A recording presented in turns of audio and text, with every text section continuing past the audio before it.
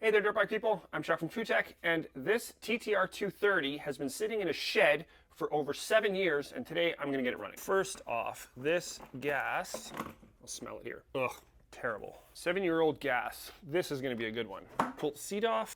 Next, the tank. I probably wouldn't even have to remove the tank, except I want to drain it and flush it out a bunch. And this will go straight in my old oil bucket. Oh, it's not as brown as I thought it would be. Now I'm going to loosen off these throttle cables right here. Now I'm going to loosen off this front clamp here. Ooh, it was kind of loose already. And the back one. Now, a little bit of wiggling. Ooh, it's been sitting for a long time. All the rubber is stiff.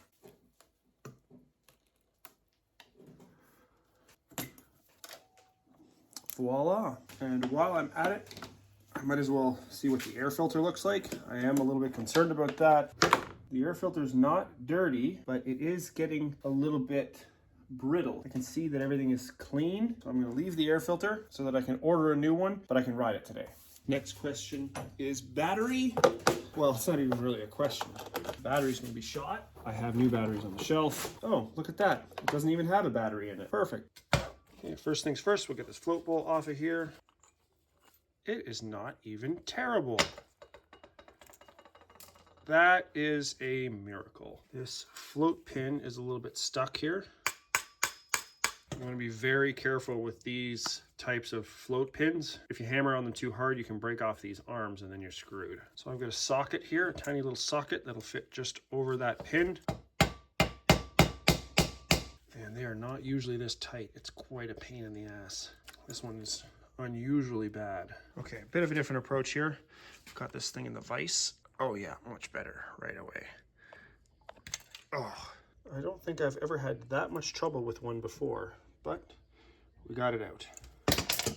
This float needle is pretty unique. I'm pretty sure I don't have one, but it looks like it's in pretty good shape. I don't see any grooves or anything on the tip, so I'll just clean it up and I think it'll work. The float bowl gasket is still sticking proud of the surface, and I don't see any cracking or anything, so it'll probably work too. So I'm going to drop this in here right away, see if I can clean that up a bit. That float needle.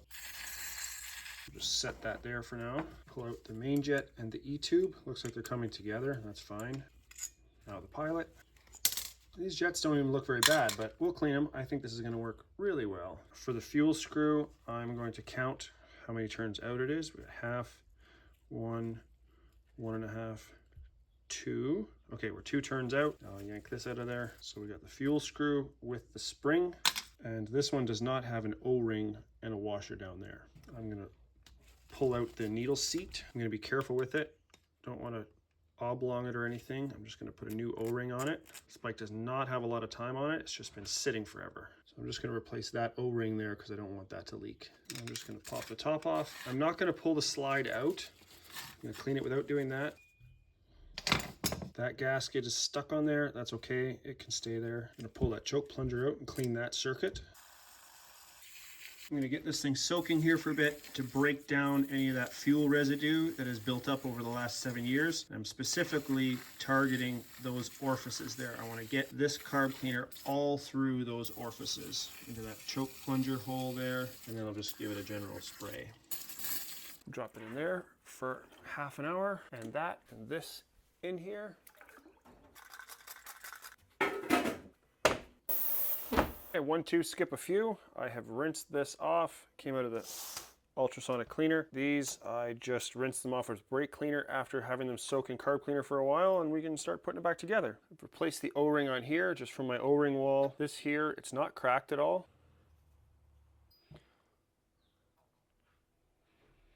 Pilot jet in. I'll put a little bit of grease on this O-ring.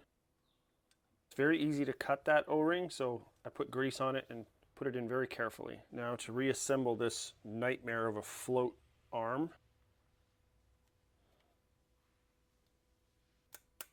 Again, I'm going to be really gentle with this.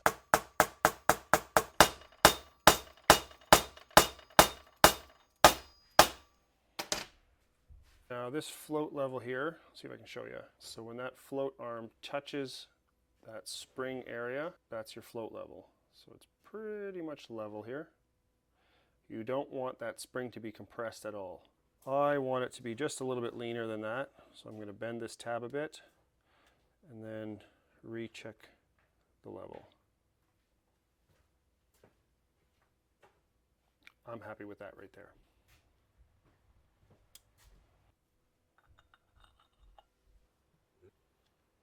That much. Pilot screw.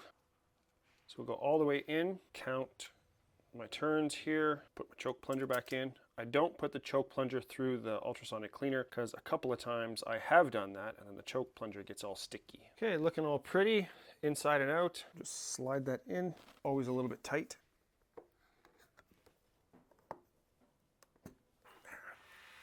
Now the back often takes a little bit of wiggling. You want to make very sure that the carb boot is all the way slid onto the back. There we go. Satisfying little pop. Throttle cables, half the time I get them mixed up.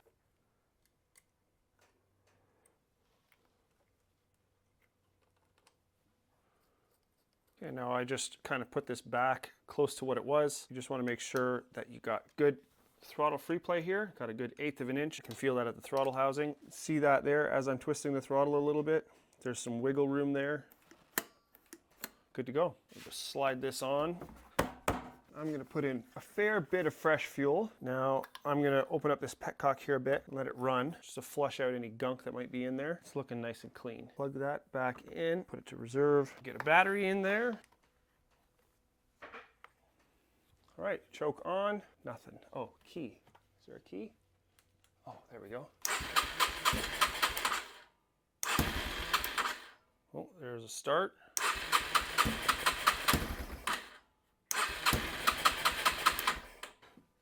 Choke off.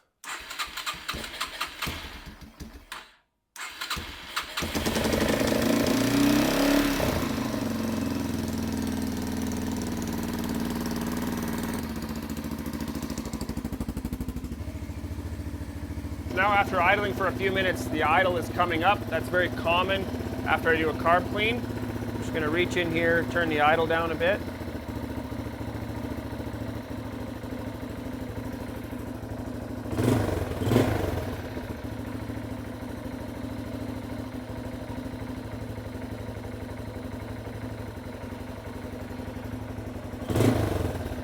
What happens a lot of times if a bike isn't running very well is the idle will drop, and what the rider will do is turn the idle up to try and keep the thing from stalling. Now I've cleaned the carb and I'm dealing with that high idle situation, so I gotta turn it back down. Okay, so we got it running pretty well on the bench. Now I'm going to change the oil and then I'll take it out for a test ride.